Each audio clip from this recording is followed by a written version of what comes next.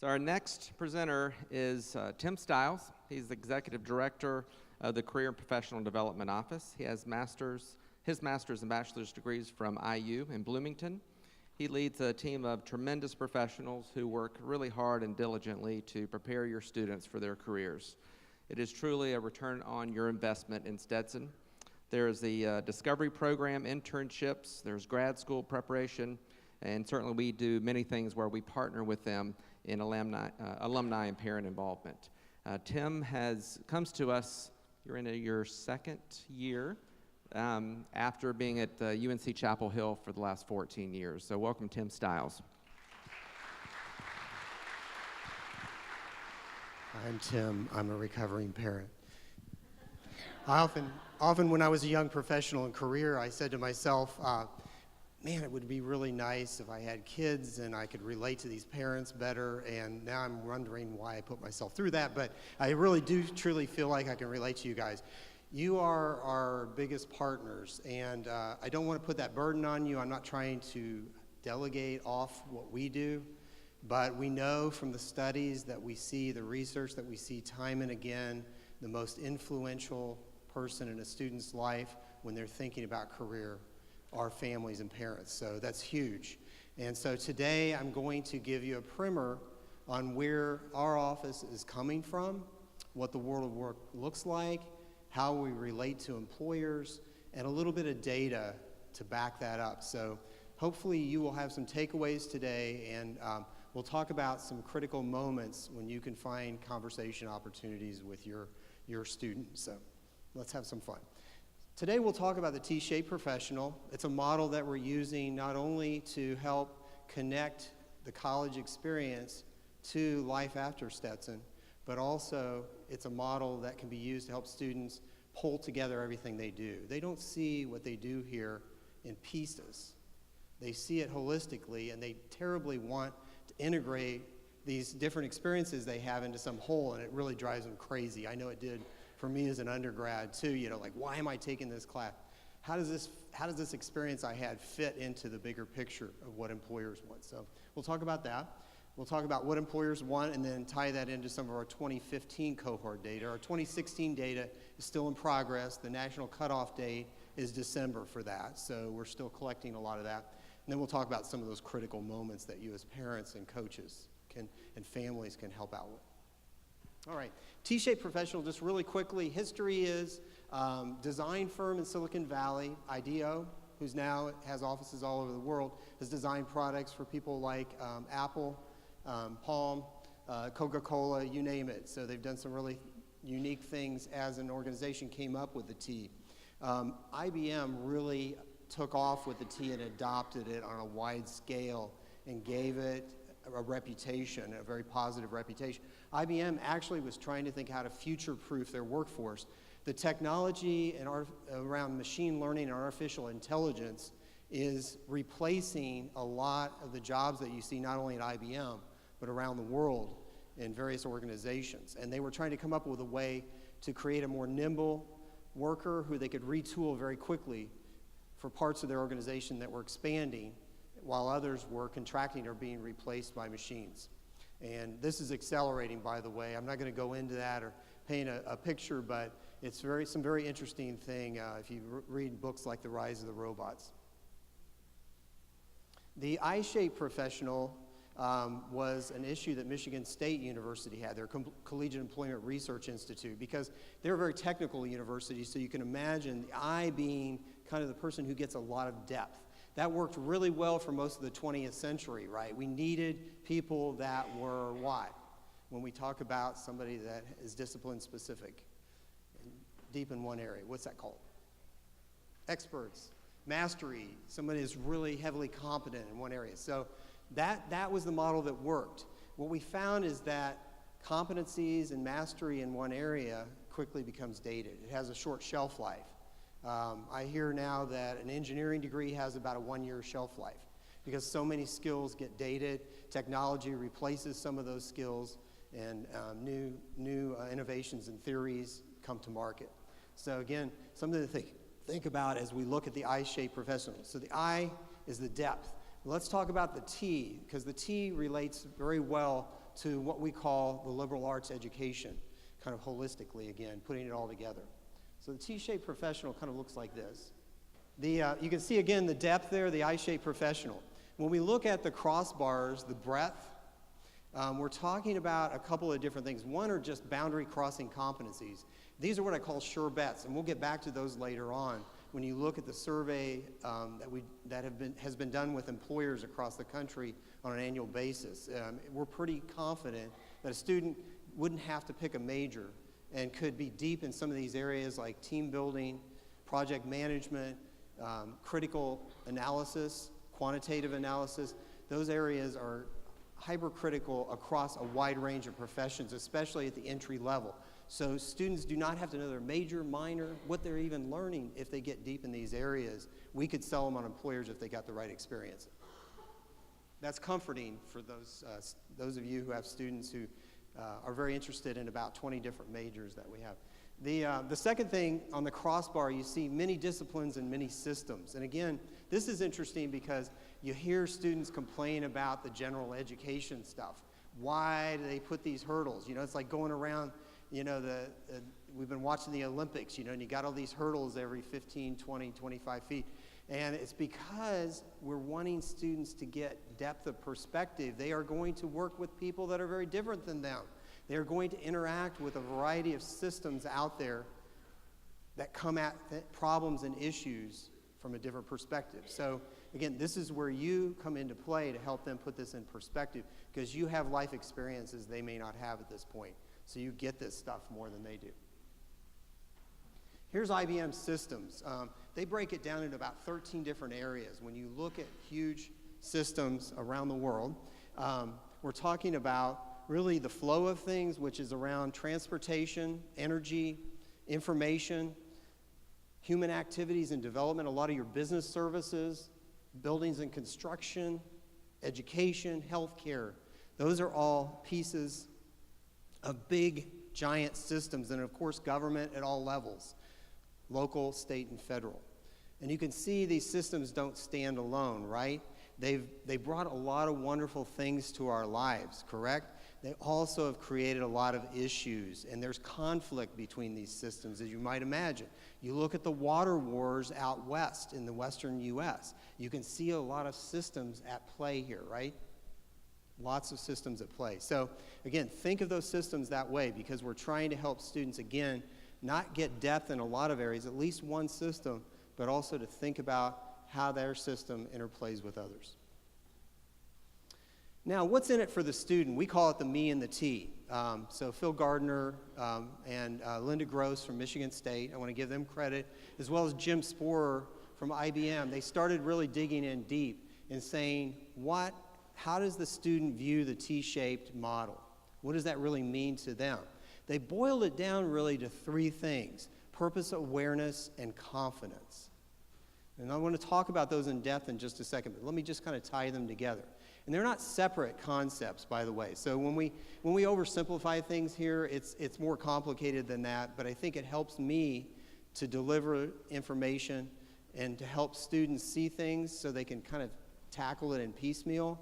But holistically, we want them to write their Stetson story around all of these, putting them together, weaving them together. First one is purpose. So what do I need to know to get there? What's my purpose? And how do I want to make a difference? How do I want to go out there and solve some of the world's biggest issues? My part in doing that. What is my part? Whether it's looking at the number of baby boomers retiring that haven't saved enough, right? Think about some of our students in finance or other areas. Or whether it's a student who looks at Volusia County and says our homelessness issue is a big topic, and it's affecting Daytona in many different ways particularly. So those are big issues, right? So again, purpose. What is my purpose? This is where you begin to help your son or daughter, because they're going to start questioning these things, because they're going to start thinking about life after Stetson as they get closer to graduation. But your purpose is to help them think about it earlier, because they can do more about it. Awareness is the second piece. So awareness is really what's out there. They don't know what they don't know. We really deal with this a lot. I could have gone out and Google searched that career, or I could have found out about that employer, but did you? So encourage them to find that out. Encourage them to go to our events as first years. We have 50 to 60 employers under one roof during our career fairs. I want first years hanging out there and asking them, what do you hire Stetson students for? Tell me about this. It's a great place when you're not in job search mode to ask tough questions, right? When you're in job search mode, you got to be a little bit, more careful about your questioning, right? So again, we want to encourage them to do that. We want them to be aware of the students around them. So as they participate in student organizations, they get thrown onto teams in different classes to work on team projects. There are people that are very different than them. And I hate to tell them this, but that's what happens in the workplace, right? You don't always pick your team members. And we see this more and more with the matrix organization, getting away from the hierarchical structure in some of our large organizations, going toward creating this amoeba structure where they're putting together teams to work on something, destroying those teams, and then creating others. So again, they're going to have to kind of get used to this being thrown together with a lot of different people. But they're also in the context of a global marketplace, and that's huge as well. So again, different perspective. Then last is, how do you launch these things? I know what I want to do, what my purpose is. I'm aware of what's out there that I need to do in order to get to my purpose or get closer to my purpose. And that's where confidence comes in, those boundary crossing competencies. I've got the competencies to be able to launch this life, to launch this purpose. Let's talk about purpose. Purpose is born out of dreams, right? We hope young people have those dreams and aspirations. That's probably why they're at college. I hope that's where most of your sons or daughters are really excited about it. I was going back and looking at I had a couple pictures in this, and I was like, are those students too young for these pictures? And I was like, no. When I looked at my college ID first year, I was like, no. So they just graduated from high school. I have to kind of remind myself now that I'm a 50-something. I know out of those dreams and aspirations how to become a savvy consumer of learning. So what we're trying to steer students away from is, I need to major in something. What do I major in? What do I minor in? What do you want to learn? There's a lot of flexibility in how you choose and stack those courses in your degree, but also there's this whole other life outside of the classroom that we give these students. It's a gift to them. What do you need to learn there to reinforce what you've learned in the classroom? And we try to help them put it together that way and be savvy consumers. That's where they get the better return on the investment. And then we know this stuff evolves over time. So they're not going to, most students, I've got a couple friends who knew they wanted to be doctors in middle school, and they are doctors, by the way. But for most of us, that doesn't happen. It evolves over time. We define our purpose and what we need to know over time. So between first year and senior year, it could be very different, as you know. Or some students go on to get further education. I'll show you our stats on that, because they realize their purpose is further out and they need that advanced degree.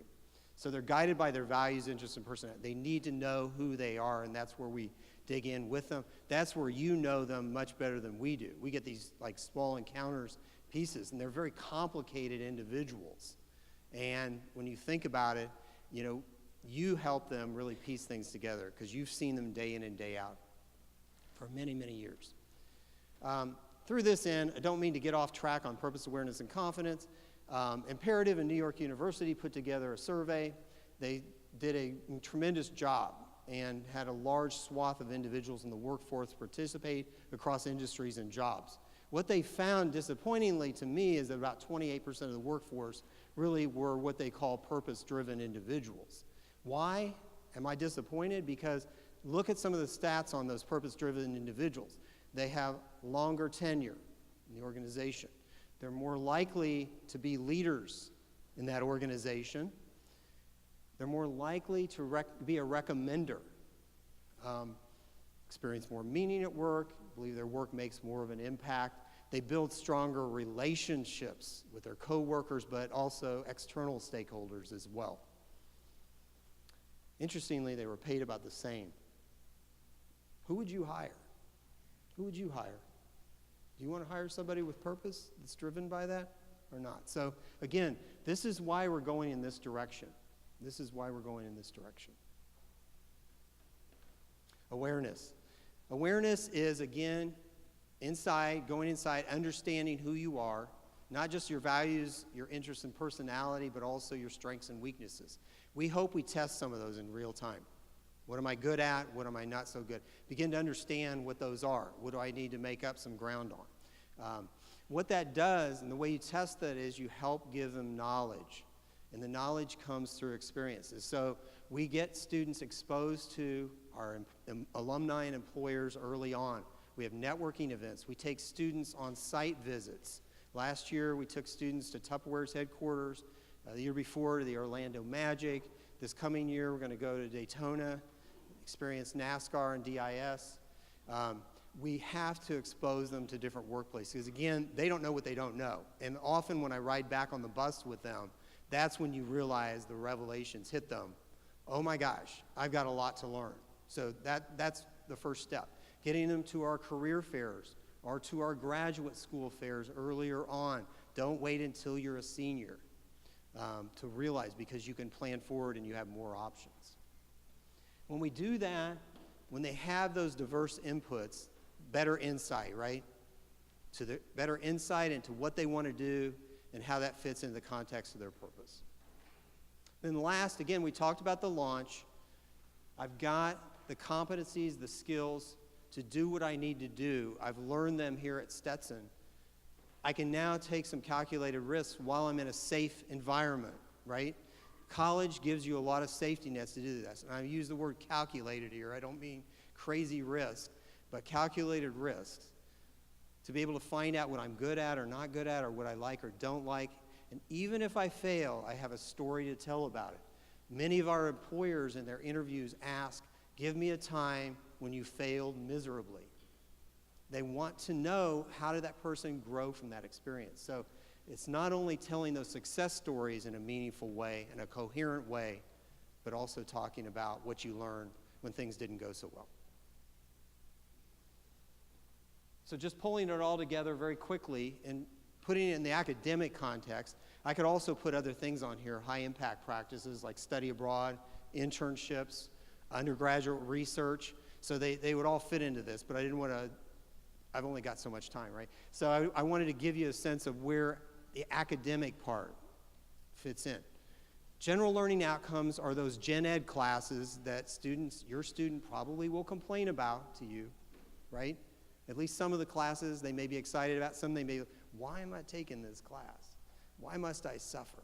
But anyway, this is why we're trying to help them get those boundary crossing competencies. I'm going to show you some of the general learning outcome assessments that we're doing at Stetson to see what students are walking away with from these classes. And it's not always about the content. We also want them to be around individuals that are not like them, because again, that workplace, that global marketplace they're in, I hate to say, they are not going to select their team, most likely, unless they're an entrepreneur and they build it from the ground up. Even then, I would hope they would get people with different perspectives that would challenge them. Second thing is that depth, again, major specific stuff. So going deep in one area, that's where the major comes in. Let's talk about the general learning outcomes. So you can see our general learning outcomes, and I didn't put them all up here, but I put the ones that were, I think there's about 5 out of the 8 here that are the most salient when you think about what employers want. And you can go out and Google, you can do a Google search. You're going to see a lot of these same concepts in several different studies that have been done of employers, and there have been a lot lately. And we continue to see consistency, so we know we're on the right track. And if we saw misalignment, we would work to adjust that as a university. So you can see writing is huge, writing and speaking, that whole communication piece, critical thinking.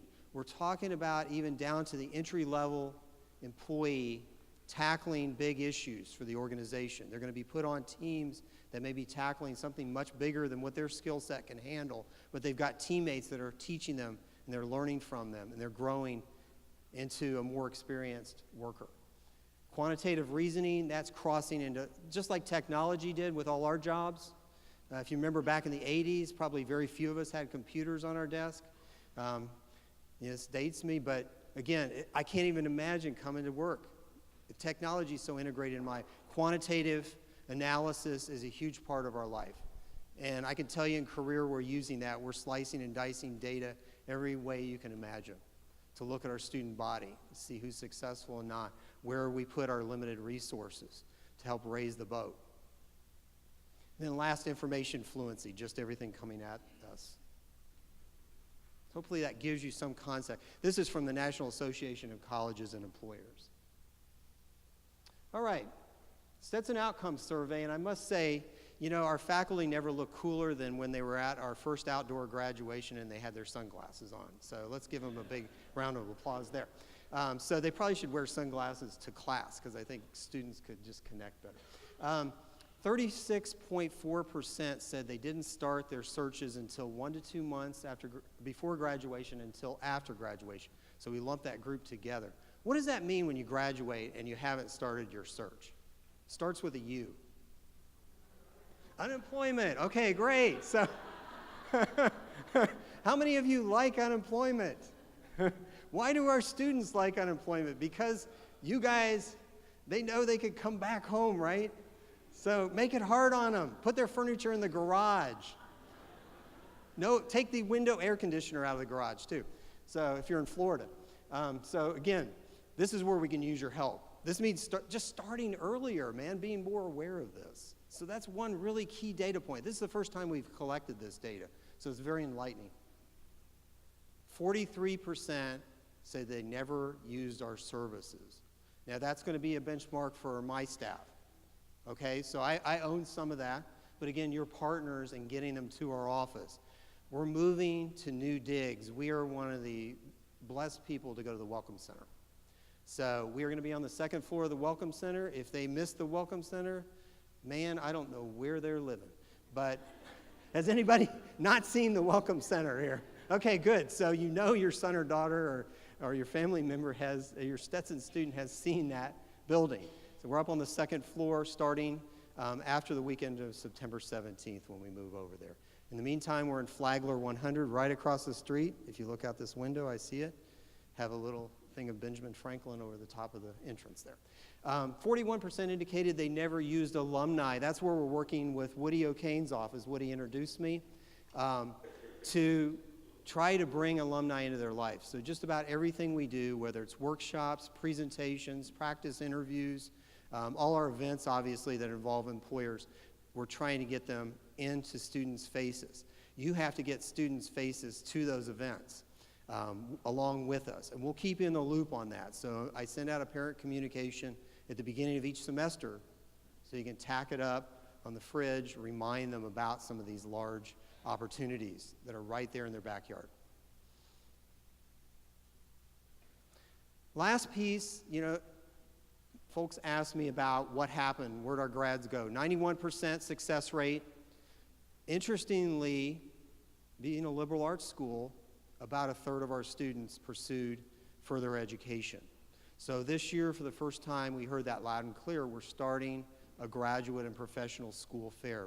We're going to bring admissions representatives from several different schools and programs so that students can learn about graduate school earlier on in their career, their college careers. So that's another piece that we're building out, and I hope your son or daughter, if they're even kind of anticipating that, even if they're thinking about not going straight on, they'll come take advantage of some of the services. And we're going to have a whole week around that fair to teach students how to decide on graduate school and how to apply.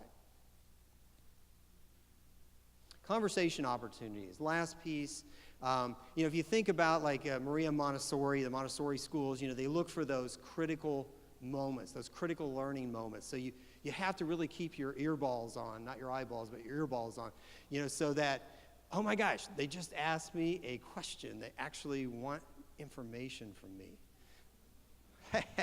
Tim taught me some things to do. So look for things like this. I can't put up a comprehensive list, but things like, why am I learning this? Why am I in this class? Help them to put it in context. Well, according to the National Association of Colleges and Employers, no, you don't have to be that formal, but again, help them to understand why they're learning things. Help them bring it together holistically. Should I work? How is that going to affect my GPA? We know that when you jump past about 15 to 20 hours a week, nationally we know that has a negative effect on GPA. And GPA still means a lot, not only to graduate schools and professional schools, but also to employers. Some employers really cut off. I've got too many interests, too many choices. So this is high school on steroids, and they have to realize that, that they're used to high school where they've got more discretionary time, and it's going to be harder now. They have to make some tough choices, and we throw even more at them than they had a lot of times in high school. Networking, why do I do that? Is that brown nosing? I still hear students use that terminology. And this is what fuels the world right now. Many of you have probably found your job or gotten advice from others through networking to help you in your next steps in your lives. I want to find my purpose or my fit. Again, listen for that. It could come in many different ways. What do I put on my resume? I'm nervous about interviewing. We can get them to someone to help them. Probably our staff first, but then we'll have people practice. I'm working with an alum right now, just recently graduated, and he calls me up. I've got an interview on Wednesday. What do? I'm going to have him in on Monday. We've got to make every interview count. And it's not like we haven't done practice up to this point, but we're going to make it really count for that particular instance. So we customize it for that. If I'd had time, I would have had an interview with a couple of alums, but he didn't have he had a pretty quick turnaround. How do I get started finding an internship? That's going to happen to most of you in this room. Internships are hot among students. We really have, I think, done a good job of impressing on students how important they are. We know that nationally about 2/3 of students now do internships. So you can imagine when you're competing for jobs and you're in that other 1/3, you're automatically disadvantaged, right? So very, very important. We have a lot of, if students can't do them in the summers, we have a lot of local internships where students might be able to substitute an internship, a paid internship for a part-time job. So think broadly with them on that. What if I study abroad? What's the ramifications of that? Does that get in the way of internships? What does that mean to employers and graduate schools? How do I context that? Should I go straight to grad school or work? Again, I can't answer those questions, but those are good conversation starters for you. So hopefully I've picked this in your brain. You're going to be attuned to this. You're going to be our most critical partners out there, but I don't, again, want you to think I'm delegating this all to you. I want you to pick up the phone. I want you to email our office. I want you to stop in. This is an open door partnership, and I'm very serious about that. I have met on a Friday afternoon after hours with a mother and daughter that were close to not talking with each other again. And I think it ended much better just to open up the conversation again, but it was around career. So those things happen, and if I can't help with that, it's something deeper than career, we'll get you and your son or daughter to the right support that you need. All right, what questions do you have? Yes, we do. If you go to our website, stetson.edu/career, we have a whole internship section on there. So when you go to jobs and internships, there's a drop down. So there's a lot of information to help them get started. And then we have an internship coordinator also, Amy Barber, who will then meet typically with students. International study abroad is through our World office. And I don't know if there's a connection to World at this point, but I would encourage you to call World. Either Paula or Roxanne will help in that regard. We do have a fair coming up on Values Day, where we call it the Global Citizenship Fair, where their internships, volunteer opportunities, and study abroad programs are represented there. So that students are off on Values Day, so they're expected to go to the Values Day events. So it's a great time for students just to mingle around and look at that. Or if you have a son or daughter interested in nonprofit opportunities, that's kind of our big nonprofit internship and volunteer fair as well. We have other fairs for employment and internships out in the for-profit and government sectors, but that's our top one on Values Day coming up in September. Yes. She asked about law school, but also what's plan B? What if you don't get into law school or you decide not to go to law school? What can you do? in this case with an economics degree, but also other degrees as well. Law schools are very open, so everybody thinks, oh, I got a major in poli-sci or something else, related to that. That's not true. We hear from law schools all over the place that admit a wide, huge variety of majors. They want those different perspectives that I was talking about in my T-shaped professional model. So that's huge. We do a lot around pre-law students. So we work closely with our College of Law because we've got experts right here. We involve them with Phi Alpha Delta, which is our pre-law society, and to bring speakers in from Volusia County. We have practicing lawyers out there to take students on field trips this year. We have our late president, before President Libby, is Doug Lee. He passed away. His son is a lawyer, and we're working with him right now to take a group of students down to talk to him because he's very involved in the sports and real estate industry in Orlando. So that's the sort of things we try to do to supplement what Phi Alpha Delta is already doing with their members to kind of prepare for law school. We also have a pre-law advisory committee made up of several faculty from different majors across the schools so that students know they can go to that person and that's their go-to person to help them prepare early on for that and to make choices. So there's a whole team of people involved in that, and that's what we want to do, is surround them with what we call career communities, because it literally takes you guys plus our alums, plus our employers, plus graduate schools, plus the faculty, to really help students be successful. How are we doing on time? We're going to chip away at it with them. So I think what happens is if you data dump on them, and we had to do that because we don't have you guys in a room, captive audience, right? But so when we do it with students, we kind of chip away at it over time. So we're going to start, if you hear your son or daughter say, why do I have to take this journal to my focus orientation group? That's part of writing their Stetson story, starting to pull it all together. We're going to start from day one to get them in the habit of doing that. They have to start thinking about that if they're going to tell cogent stories to employers, graduate school admissions committees, networking contacts, whether they're alums or not. Those are critical pieces. That's why they're doing it. So talk to them about that, But also the first touch point we'll have will be around mandatory advising sessions for first-year students. So this year, for the first time, every first-year student will go through we have different mandatory sessions so that everybody can make it. And we'll begin to offer up the whole purpose concept to them. What is it that you're interested in doing? What great problems in the world are you interested in working on? Your piece in that. What do you want to learn? Again, what piece is that? So that's our first part of that. And then we'll chip away at awareness and confidence as well. They're already getting some of those pieces in the classroom. They're getting exposure that we're giving them to employers in different ways. But again, we're going to help them put that together over time.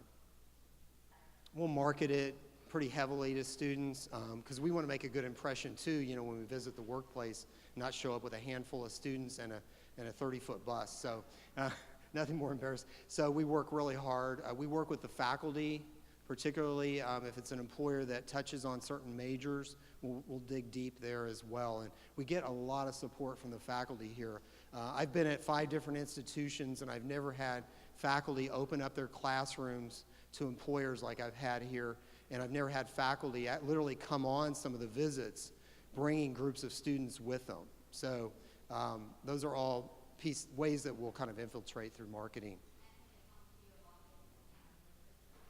Right. And some of them come available, we don't even know because we're out visiting an employer and somebody mentions something, but we'll try to get those solidified. We've got them solidified for the fall, but we'll try to get them in, for the spring as well. And we'll let you guys know as well on that. And you had a question, one more question, and then we'll finish. Yeah, so we want to make sure that we're standardizing our touch point. Again, sometimes students say, I don't need that with the mandatory advising sessions. And again, sometimes you just don't know until you get in there, like, whoa, revelation. So that's what we're trying to do, is just awaken them to possibilities around what they want to learn and what their purpose is. All right, I thank you guys for hanging in there before lunch. Go forth and be parents as partners with us. Thank you. Thank you, Tim. Thanks. So what we know is that many of you work for, own, or are connected to businesses that could really benefit from our interns and from hiring Stetson graduates. So if you have any contacts you'd like to pass on to us, if you'd like to explore what it could look like to have an internship with your business, we can get you in contact with Tim's team and with Amy, and she'll just walk it through. And if it doesn't end up to be a good match, that's fine, but you can explore it. The simple way to get connected with us on that is email parents, plural, parents, @stetson.edu. And that email goes to Woody, and then Woody passes it all around campus to answer the question that you have or the resource.